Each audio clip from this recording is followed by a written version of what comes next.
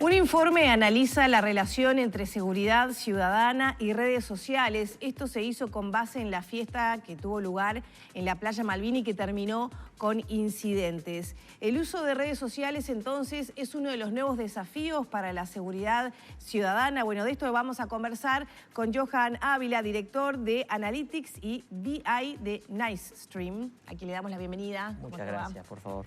Bueno, ustedes hicieron este estudio en base a este evento que ocurrió. ¿Cuáles fueron los principales resultados que hacen pensar en esta relación entre redes sociales y seguridad ciudadana? A ver, lo primero que nos llama a nosotros la atención sobre el tema de las redes sociales y la seguridad ciudadana es que eventos como este o lo que aconteció a finales de año con los destrozos que hubo en el Quibón demuestran que las redes sociales y algunas redes como WhatsApp, como redes de comunicación, tienen un importante potencial a nivel de convocatoria, ¿no? Estamos hablando de que lo que pasó en Malvin fue una fiesta totalmente coordinada por redes sociales que se estima que tuvo una convocatoria de alrededor de 500 a 600 personas en muy pocas horas. Y que bueno, cuando hacemos el análisis de lo que comentan las personas en las redes sociales, básicamente encontramos, bueno, hay una fuerza de convocatoria porque la seguridad no está monitoreando esto, porque la seguridad no está preparada para atacar estos nichos de... O, al menos no atacar, sí prever que ante estas concentraciones... Tener un monitoreo más cercano de iniciativas como esta para vigilar que todo suceda, digamos, en paz. Claro, la gente entiende que una de las herramientas fundamentales para reducir el tema de la inseguridad es la acción preventiva. Y en este caso, bueno, más cuando se trata de una convocatoria masiva, donde además tienes la presencia de muchos jóvenes, y bueno, nada, cuando hacemos el análisis de los contenidos, también por allí mucha presencia de alcohol. Entonces la ciudadanía sí sostiene que es necesario entonces que la seguridad tome en cuenta estos elementos de redes sociales para prever la ocurrencia de delitos o la ocurrencia de cualquier tipo de disturbios. O sea, el punto es que vos decís que la convocatoria o la comunicación entre todos los asistentes a esta fiesta en Malvin fue principalmente vía WhatsApp. Sí.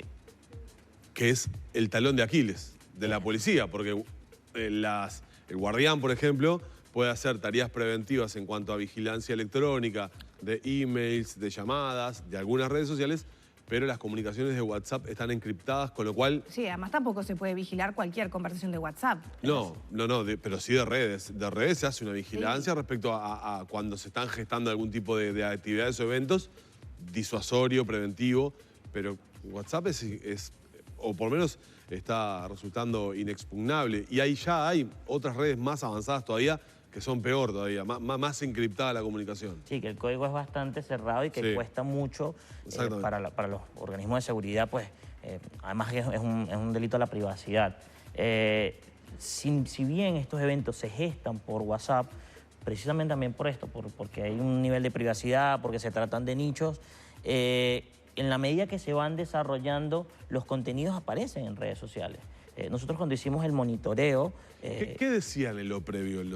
Ustedes vieron, digamos, hicieron un análisis de lo previo y posterior. A ver, ¿qué vimos? En la previa, en efecto, no hubo una comunicación sobre este evento, que este evento iba a ocurrir. O sea, que por allí estaba el tema cerrado dentro del WhatsApp es totalmente válido.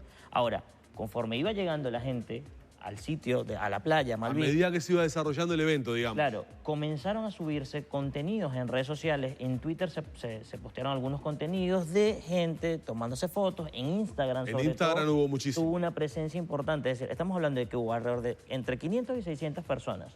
Nosotros logramos observar alrededor de 50, 60 contenidos. Estamos hablando de un 10% de contenidos que daban cuenta de lo que estaba ocurriendo antes de todos los disturbios que se generaron. ¿Y qué decían entonces esos usuarios en ese momento? Esos usuarios estaban disfrutando de la fiesta, pero un elemento importante era mucha presencia de menores de edad alrededor del consumo de bebidas alcohólicas y de algún otro tipo de drogas que al final mucha parte de la audiencia terminó condenando esto como uno de las causas que llevaron a que esta fiesta se saliera de control. Y bueno, básicamente se ven luego las caras donde en la previa todo parecía una fiesta muy normal y luego el caos inmediato en algunas fotos de algunos heridos, de algunas personas que fueron al evento y que terminaron incluso levantando una queja de no es posible que yo vaya a un espacio a divertirme más y termine con una cortada, un botellazo o tener que vivir el episodio de miedo porque, bueno, hay un grupo de personas que generaron estos focos de violencia. Lo que ustedes proponen es que si hubiera una herramienta por parte de las autoridades de monitorear que X% de los usuarios uruguayos de X red social están en ese evento y que ya hay indicios por la presencia de alcohol, la presencia de muchos menores, etcétera, podrían haber generado una vigilancia en tiempo real que evitara situaciones de violencia. Sí, por lo menos algún despliegue de equipos de seguridad que contuvieran de lleno todo lo que pasó. O sea, hablamos de que hay gente que señalaba que dentro de la estación de servicio que está cercana a la zona ingresaron a bañarse con nafta, a regar nafta. Y es súper peligroso porque, no sé, una chispa pudo haber creado un desastre total. Y en efecto, o sea, nosotros partimos de que si la seguridad ciudadana incorpora algún núcleo de monitoreo y esto va a requerir inteligencia y es una de las solicitudes que hacen los usuarios dentro de la red, es el desarrollo de la inteligencia necesaria para poder monitorear en determinadas ocasiones, en determinados espacios, la posibilidad de estos eventos que se desarrollan de forma fortuita y, si bien no impedirlos, porque la idea no es restringirlos, sí tener un cuerpo de seguridad que les brinde un soporte, que brinde un respaldo y que pueda contener o pueda estar monitoreando, al menos se tenga la presencia policial para persuadir de la ocurrencia de estos hechos de Cuando ustedes dicen reclamo de la audiencia, ¿a qué se refieren y con qué herramientas han, digamos, detectado esos reclamos? A ver, nosotros tenemos, en Nightstream tenemos diferentes monitores que básicamente van revisando las conversaciones alrededor de diferentes temas, no solamente del Uruguay, sino de varias partes del mundo. Cuando hicimos un análisis de lo ocurrido, a través de unas máquinas de Machine Learning, logramos extraer unas bases de datos con publicaciones de audiencia, tanto en Twitter como en Facebook como en Instagram, donde logramos categorizar diferentes temas sobre la opinión de la gente. Entonces, ¿qué vimos? En principio, más de un 50% de los usuarios lo que dieron fue visibilidad al tema alrededor de la noticia. Y algo que despertó la incomodidad de la audiencia en redes fue que durante la transmisión de los eventos se logró captar cómo un grupo de personas atacaban a un vendedor ambulante que había allí, y bueno, lo despojaban de sus pertenencias y demás, todo esto en vivo. Cuando sucede esto, termina siendo un detonante aún mayor para que la gente comenzara a mostrar síntomas de inconformidad con todo el tema de la política de seguridad, con el nivel de preparación de los órganos de seguridad y el cuestionamiento si tienen o no tienen la inteligencia hoy en día para poder llevar a cabo acciones preventivas. Y luego, por otra parte, bueno, todo lo que son las críticas a las autoridades, al desarrollo de la gente, y después de que el tema seguridad fuese tan mencionado en campaña electoral, pues bueno, por allí se generan otras críticas sobre a qué se debe los niveles de inseguridad que está viviendo el Uruguay, cómo se explica.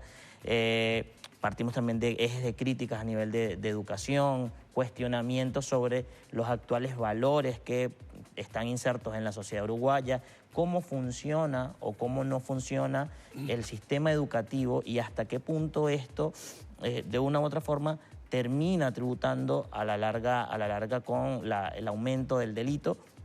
Y bueno, básicamente por estos lados iban todas las quejas y críticas de los usuarios en las redes sobre lo acontecido, no solamente en esto. Estamos hablando de que el año comenzó bien movidito en temas de seguridad, femicidios, hay varios temas constantes alrededor del tema del delito y la inseguridad bueno, que constantemente los usuarios están opinando y generando, en la mayoría de los casos, detracciones a diferentes personalidades y sobre todo a la política pública, al cómo se lleva la política pública y presentando ya cuáles van a ser los desafíos y los requerimientos para el nuevo gobierno de marzo.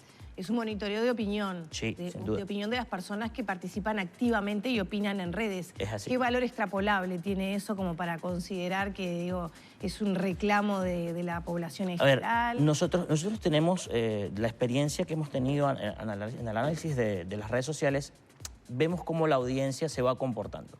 Cuando hablamos de tema política, sí, y siempre lo dijimos en nuestros análisis a lo largo del año de la campaña, lo que se ve políticamente en redes no necesariamente es lo que se vive afuera de redes. Parece ser un microclima.